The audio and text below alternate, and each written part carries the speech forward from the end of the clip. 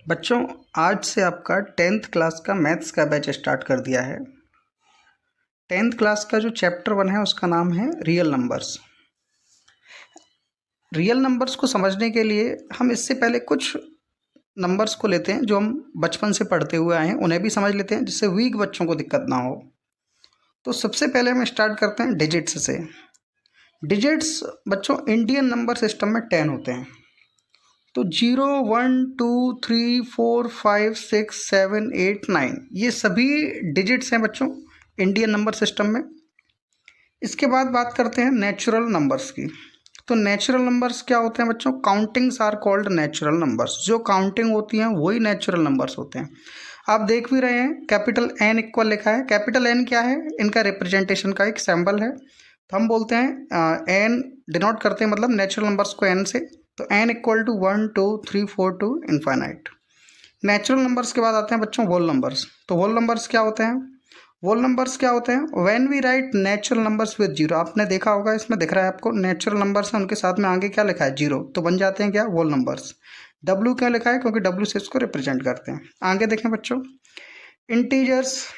तो इंटीजर्स क्या होते हैं? तो इंटीजर्स क्या होते हैं बच्चों? एक चीज़ देखो इसमें, पहले आप राइट साइड में देखो जीरो से लेकर इनफाइनाइट तक नंबर लिखे हुए हैं कि नहीं? जीरो से इनफाइनाइट तक। उसके बाद उसमें माइनस वाले नंबर ऐड कर दिए। इसका मतलब क्या हुआ? When we write whole numbers with negative natural numbers then we get integers. तब हमें क्या मिलते हैं? इंटीजर्स। इसको डिनोट करते हैं किससे? जेड से। तो इंटीजर में माइनस के भी नंबर होते हैं, प्लस के भी होते हैं और जीरो भी शामिल होता है। इसके बाद जब आगे चलते हैं तो आते हैं आपके बच्चों रेशनल नंबर्स। तो रेशनल नंबर्स क्या होते हैं? A number which is in the form of P upon Q. एक ऐसा नंबर जो पी अपॉन क्यू की फॉर्म में है।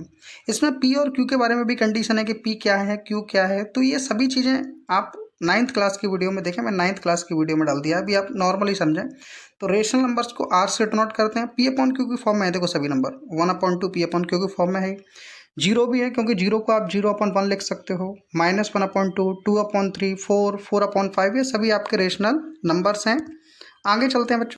इसके बाद आते हैं आपके इर्रेशनल नंबर्स। बच्चों इर्रेशनल नंबर का इनसे कोई रिलेशन नहीं जो अब तक हमने नंबर पढ़े। इर्रेशनल नंबर सबसे हटके हैं। ऐसे नंबर हैं इनको हम बोल सकते हैं जो पी अपॉन क्यू की फॉर्म में नहीं लिखे जाते। इन्हें आई से डिनोट करते हैं। देखो आई इक्वल, तो रूट वाले जो भी नंबर है इनका स्क्वायर रूट नहीं होता है वो सभी इर्रेशनल हैं। तो √2 √3 और पाई और भी बहुत सारे होते हैं। यहाँ तक किसी बच्चे को प्रॉब्लम नहीं आना चाहिए। अब हम मेन टॉपिक पर पहुँचने वाले हैं क्योंकि सर इन नंबर्स के बारे में तो हम पहले ही पढ़ चुके हैं। टॉपिक आता है रियल नंबर। तो सर रियल नंबर्स क्या होते हैं उसके बारे में। तो रियल नंबर्स के लिए मैंने पहले एक ग्राफ टाइप का बनाया हुआ है, पहले आप इसे देखें उसके बाद हम इसकी डेफिनेशन समझते हैं। तो रियल नंबर्स का मैंने देखो ग्राफ आपको दिख रहा होगा। तो इसमें आप ध्यान से देखोगे तो सबसे अंदर नेचुरल है। नेचुरल से थोड़ा ऊपर चलते हैं तो होल नंबर्स आते हैं, उससे ऊपर चलते हैं तो इंटीजर्स आते हैं और सबसे ऊपर रेशनल नंबर। मतलब ये सभी नंबर किस में आ जाते हैं? रेशनल नंबर में आ जाते हैं। लेकिन तुमने साइड से देख रहे हो इर्रेशनल नंबर अलग रखा हुआ है, मतलब रेशनल और इर्रेशनल अलग अलग है। लेकिन ऊपर जाके देखा तो रियल नंबर में सब आ गए। मतलब रियल नंबर क्या हुआ? एक तरह से मिक्सचर है सभी नंबरों का, जिसमें सभी नंबर आ रहे हैं, आपको दिख रहा होगा अलग ही। तो इसकी जरा डेफिनेशन देखते हैं आगे। देखो बच्चों इसकी डेफिनेशन रियल नंबर्स। तो रियल नंबर्स की डेफिनेशन में क्या लिखा है? In the number system the combination of rational and irrational numbers are called real number. मतलब नंबर सिस्टम में रेशनल और इरेशनल इन सबको मिला दोगे तो आपको मिल जाते हैं क्या? रियल नंबर्स, है ना। तो rational and irrational numbers are called real numbers. तो आप सभी नंबर मिला दो। तो एग्जाम्पल के रूप में देखिए आप 1, भाई 1 भी रियल नंबर है, 10 भी रियल है, 12 भी रियल है, 0 1/2 भी रियल नंबर है। क्यों? क्योंकि भाई सब रेशनल है। रूट वाले भी रेश माने जाएंगे उसमें रियल नंबर्स में, क्योंकि √2 है तो इरेशनल, बट इरेशनल भी शामिल किस में है? रियल नंबर में। मतलब आप जो आज टॉपिक पढ़ने वाले हैं उसमें हर नंबर शामिल है। तो ये बहुत ही अच्छा टॉपिक है। अब क्वेश्चन ये आता है कि सर नंबर्स के बारे में तो छोटी क्लास से पढ़ रहे हैं, फिर नया क्या पढ़ने को मिलने वाला है? नया बच्चों आज आप पढ़ने वाले हैं यूक्लिड्स डिवीजन मेथड। आपकी 10th क्लास में एक नया टॉपिक डाला गया है, वो है यूक्लिड्स डिवीजन मेथड, जो आपको दिख रहा है अब यूक्लिड्स डिवीजन मेथड। देखो यूक्लिड्स डिवीजन मेथड, दो मेथड आ रहे हैं इसमें। एक तो है यूक्लिड्स डिवीजन एल्गोरिदम, एक है यूक्लिड्स डिवीजन लेमा। थोड़ा सा अजीब लग रहा होगा पढ़ने में, बट बहुत ही सिंपल है ये। तो हम एक एक कर समझते हैं। तो सबसे पहले हम ले लेते हैं यूक्लिड्स डिवीजन एल्गोरिदम। तो जरा देखें बच्चे नीचे, यूक्लिड्स डिवीजन एल्गोरिदम आपको दिख रहा होगा। तो उसको मैंने 3 भागों में बांट दिया है। यूक्लिड को मैंने फर्स्ट पार्ट दे दिया है, डिवीजन को सेकंड और एल्गोरिदम को थर्ड। एक एक चीज़ को हम बारीकी समझ, जो बच्चे 10th क्लास में वो एक एक चीज़ को नोट डाउन भी कर सकते हैं। तो यूक्लिड्स आपने सबसे पहले देखा। यूक्लिड कौन है जरा देखो समझते हैं इसके बारे में। यूक्लिड कौन है? Name of mathematician. यूक्लिड कौन है भाई? एक मैथमेटिशियन का नाम है। इन्होंने क्या किया, इन्होंने ज्योमेट्री के बारे में बताया है। ज्योमेट्री में क्या बताया? पॉइंट के बारे में, मतलब एक छोटी से छोटी बारीकी, पॉइंट के बारे में, लाइन सेगमेंट के बारे में, लाइन के बारे में, प्लेन सरफेस के बारे में, मतलब हर एक चीज़, छोटी से छोटी हर चीज़ के बारे में यूक्लिड ने बताया। इन्होंने यह भी बताया है a solid has shape size position, मतलब कोई भी सॉलिड ले लीजिए, उसका शेप साइज पोजीशन हर चीज़ के बारे में इन्होंने बता दिया। And can be moved from one place to another place, और हम जब किसी भी सॉलिड को एक प्लेस से दूसरे प्लेस तक ले जाते हैं तो वो भी ज्योमेट्री की मदद से करते हैं सब कुछ। तो भाई ये हर चीज़ उन्होंने बताई है। तो आपको यूक्लिड का मतलब समझ आ गया, फिलहाल इतना समझ लें। यूक्लिड कौन है? एक मैथमेटिशियन है, सिर्फ इतना काफ़ी है आपके लिए। जो सेकंड क्या था यूक्लिड से, उसके बाद क्या आता है? डिवीजन। तो डिवीजन का मतलब समझें हम। डिवीजन क्या होता है? Process of divide. तो डिवीजन क्या है? डिवाइड की एक प्रोसेस है। नहीं समझ आया? एग्जाम्पल से समझते हैं। जैसे मान लीजिए मुझे 25 में डिवाइड देना है, किसका? 4 का। तो 4 से हम डिवाइड देते हैं, देखो नॉर्मल तरीका, 4 6 24। अब 25 से 24 माइनस किया, 1 बचा। अब 1 में तो डिवाइड जाएगा नहीं 4 का, तो हम डेसिमल लगा देते हैं, तो एक जीरो अपने आप बढ़ जाता है। फिर 4 से डिवाइड दिया 10 में, तो 4 2 जा 8, 10 से 8 माइनस किया 2 बचा, फिर एक जीरो अपने आप बढ़ा, 4 5 जा 20 माइनस किया 0। तो ये एक प्रोसेस है डिवाइड की। डिवाइड हम इसी तरीके से करते हैं। तो डिवीजन क्या होता है? डिवाइड की प्रोसेस। तो इसमें भी कुछ नया नहीं। तो बच्चों यूक्लिड हो गया, डिवीजन हो गया, अब आ गया एल्गोरिथम। तो एल्गोरिथम क्या है? तो देखें बच्चों, an algorithm is a series. तो एल्गोरिथम क्या? एक सीरीज है, एक क्रम है। किसका क्रम है? Of well defined steps. Well defined, well defined मतलब जिनके बारे में हम अच्छी तरह डिफाइन कर सकते हैं, जिनको हम अच्छी तरह जानते हैं। स्टेप्स, उन स्टेप्स का, है ना। तो एल्गोरिथम क्या है? एक क्रम है, एक सीरीज है, किसकी? वेल डिफाइंड स्टेप्स की, मतलब उन स्टेप्स की सीरीज है जिन स्टेप्स को हम अच्छी तरह सॉल्व कर सकते हैं। Gives a procedure for solving a type of problem. Gives a procedure, ये एक प्रोसीजर है किसका? प्रॉब्लम्स को सॉल्व करने का। मतलब अगर आपके पास कोई प्रॉब्लम है, कोई सवाल है और आपने सॉल्व किया, और आपने उसे जिस तरीके से सॉल्व किया उस तरीके को आप अच्छी तरह जानते हैं, और आपने स्टेप बाय सॉल्व किया, तो उस स्टेप बाय सॉल्यूशन को ही आप क्या कहते हैं? एल्गोरिथम कहते हैं। मैं एक बार फिर समझाता हूँ, जो नए बच्चे हैं 10th क्लास के, ध्यान से सुने। तो an algorithm is a series, ये क्या? एक सीरीज है, एक क्रम है। क्रम किस चीज़ का है? वेल डिफाइंड स्टेप्स, उन स्टेप्स का है, वेल डिफाइंड, जिन्हें आप अच्छी तरह डिफाइन कर सकते हो, जिन्हें आप अच्छी तरह सॉल्व कर सकते हो। Gives a procedure for solving a problem, ये मतलब प्रॉब्लम्स के लिए, मतलब अगर आपके पास कोई प्रॉब्लम है तो आप उसे सॉल्व करें, उस तरीके से करें जिसे आप जानते हैं अच्छे तरीके से, और उसको क्रम बाय करें, मतलब स्टेप बाय स्टेप। तो इस सॉल्यूशन को जो स्टेप बाय स्टेप आप करते हैं उसे ही हम लोग एल्गोरिथम कहते हैं। तो उस सीरीज को आप क्या कहेंगे? एल्गोरिथम। अगर नहीं समझ आया तो मैं इस प्रोसेस को समझाता हूँ डिवाइड के माध्यम से। जैसे मान लो मुझे 15 में डिवाइड देना है 2 का, तो ये एक प्रोसेस है भाई। हम जब डिवाइड देते हैं तो एक सिस्टम से देते हैं भाई। हमें पता है कि भाई 15 में डिवाइड देना है, तो भाई 2 से कितनी बार जा रहा है? 7 बार। 2 7 जा 14, 1 बचा। उसके बाद हमें पता है भाई अब 2 से 1 में डिवाइड नहीं आ रहा, तो हम डेसिमल लगाते हैं, तो 0 बढ़ता है। फिर 2 5 जा 10 माइनस किया 0। मतलब ये एक प्रोसेस है जैसे हम अच्छी तरह जानते हैं, तो हमें भरोसा है इस प्रोसेस पर। तो ये प्रोसेस भी एल्गोरिथम का एक हिस्सा हो गई। अच्छा, इन सभी चीज़ों को एक साथ रखकर समझते हैं। तो जरा अब आगे देखें, Euclid's division algorithm, first second third लिखा हुआ था। फर्स्ट देखो नीचे क्या लिखा है? यूक्लिड कौन है? या तो मैथमेटिशियन है या फिर किसी का नाम है, अभी पढ़ चुके हैं। डिवीजन क्या है? प्रोसेस ऑफ डिवाइड, पढ़ चुके हैं। एल्गोरिथम क्या है? It is a series of well defined steps. अच्छा, इन तीनों चीज़ों को एक बार में समझते हैं, जरा तीनों को एक साथ लेते हैं। नीचे नीचे वाली चीज़ों को हम लेने वाले हैं। तो जो मैथमेटिशियन है जिनका नाम क्या है? यूक्लिड है, उन्होंने क्या किया? एक प्रोसेस बनाई, किसकी? डिवाइड की। फिर से सुने, एक मैथमेटिशियन है, उन्होंने प्रोसेस बनाई किसकी? डिवाइड की। और ये डिवाइड किस तरह किया जाता है?